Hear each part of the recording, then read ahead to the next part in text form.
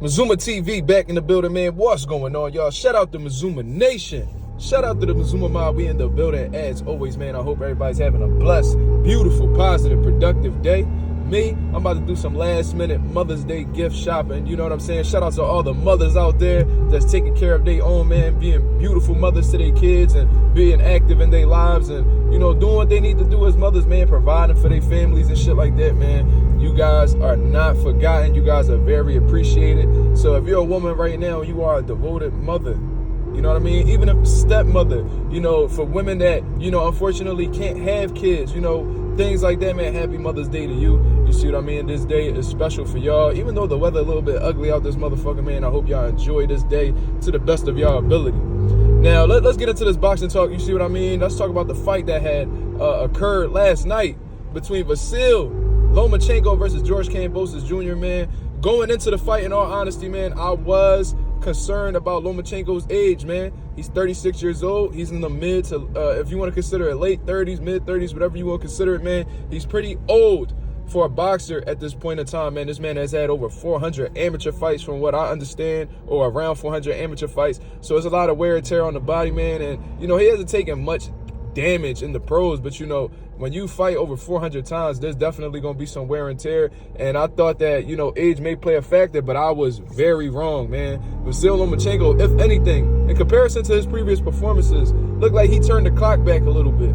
You see what I mean? Looked like himself, you know, was completely styling on George Kambosos. You feel what I mean? The 1-2 was on the money. The 2-1 was money. He would lead with the left hand and come back with the jab, and it was snapping Kambosos' head back every time, man. Kambosos did not have, you know, the reflexes necessary, you know what I'm saying, to counteract Lomachenko's hand speed. You know, he didn't have the foot speed to cut off the angles that Lomachenko was displaying, that he was putting on. He didn't have, what else could you really say? He didn't have the defense necessary. He's just not that level of a fighter, man. You see what I mean? What a motherfucker, right? I'd have beat his motherfucking ass. He'd have touched my car. But anyway, Kambosos didn't have, you know, the levels necessary in order to make the adjustments against Vasyl Lomachenko. Like when we see Teofimo fight, you know, Vasyl Lomachenko, he was cutting off the angles. He had the hand speed and the athleticism, the foot speed and the athleticism necessary to, you know, neutralize the angles from Lomachenko. Kambosos wasn't able to do so. You see what I mean? He struggled seeing the shots. He wasn't reactive properly. And, you know, Vasyl wasn't able to hurt him with one shot, but the accumulation of punishment definitely took its toll. And I was saying, there was the 7th or 8th round, Lomachenko was placing some mean body shots on Kambosos, just breaking him up, just weakening that man every time he went to the body. Kambosos is a dog. You know, he wasn't really showing any type of, like, faces or, you know, overall body language to suggest that he was breaking down. But, you know, if you take that much punishment from somebody like Lomachenko, who's an accurate, precise puncher, and he knows how to put the shots in the right spots, you see what I mean? Slowly but surely, you are going to start to give out. And that's exactly what happened. Lomachenko landed a beautiful left hand across George Kambosos' chin. He got knocked down. It was definitely a knockdown, but they ruled it a slip. The referee ruled it a slip. I don't know how he did not recognize that as a knockdown, but regardless, Lomachenko sensed that Kambosos was hurt, and he landed a beautiful body shot that took all the gas out of Kambosos' tank. You see what I mean? Lomachenko went on to let his hands go. You see what I mean? Just kept letting his hands go. Kambosos drops again. The towel is thrown, and the referee stops the fight. You see what I mean? So, congratulations to Lomachenko for that 11th round knockout. You see what I mean? It was just absolutely dominating from the rip. Kambosos, you can see exactly what his game plan was. He was trying to attack Lomachenko's body because there's always been this idea out here that Lomachenko can't take body shots or he doesn't like it to the body. You see what I mean? So I seen him throwing some beautiful right hooks to the body, but Lomachenko, he started early. You see what I mean? In comparison to his previous bouts where he'll start off too late and stuff, I guess he learned from those situations. And he started early, and he started getting the speed, the timing.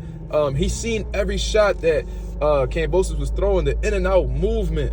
Kambosos had a hard time timing You see what I mean? So it just seemed like it was a whitewasher from the rip. You know, there was people in my chat, because I did do a live fight commentary. There was a lot of people in the chat that gave Kambosos the first round, but in all honesty, I thought Lomachenko outlanded him in the first round. So I didn't really give Kambosos any rounds. But if you want to give him one round out of 11 that had went on, then, you know, that it is what it is. You see what I mean? It was still complete domination regardless, man. So, you know, Lomachenko, he looked great, man. 36 years old. The hand speed still there. The accuracy is still there. The in and out movement is still there. The angles are still there.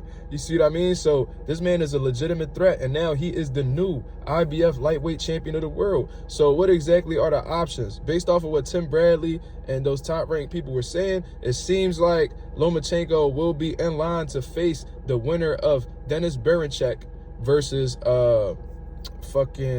Emmanuel Navarrete. You see what I mean? Which is a great fight in all honesty.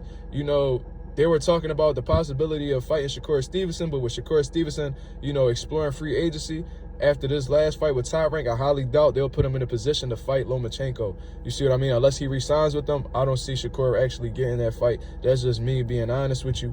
You see what I mean? Shakur Stevenson complaining about this blackball shit. Bro, at the end of the day, you did this to yourself. You know what I'm saying? You went on these interviews saying how, fuck no, you wasn't going to re-sign with Top Rank and all that shit. So you can't be mad that Top Rank isn't going to give you an opportunity on one of their most prized fighters. You know, Bob Arum loved Lomachenko. You see what I mean?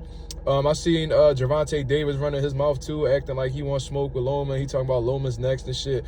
I gotta see it to believe it, man, because whenever this dude Gervonta opens his mouth, it's always when he has a fight lined up already. When he doesn't have a fight lined up, let's see if he's still talking that Lomachenko shit. But if he is, and Loma is actually a part of this 6 to 7 fight deal, then, you know, that's a fight that I would love to see as well. It's a unification fight, WBA, IBF on the line. Shit, why not? Why not? You see what I mean? That'll be a huge fight. But y'all let me know what y'all think about this, man. Vasyl Lomachenko dominates George Kambosos, man. Breaks him up, just outclasses him in every way possible.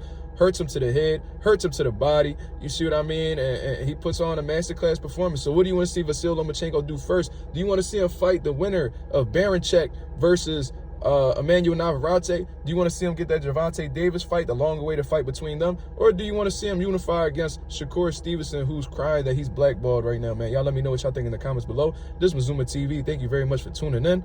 I'm out of here, man. Peace.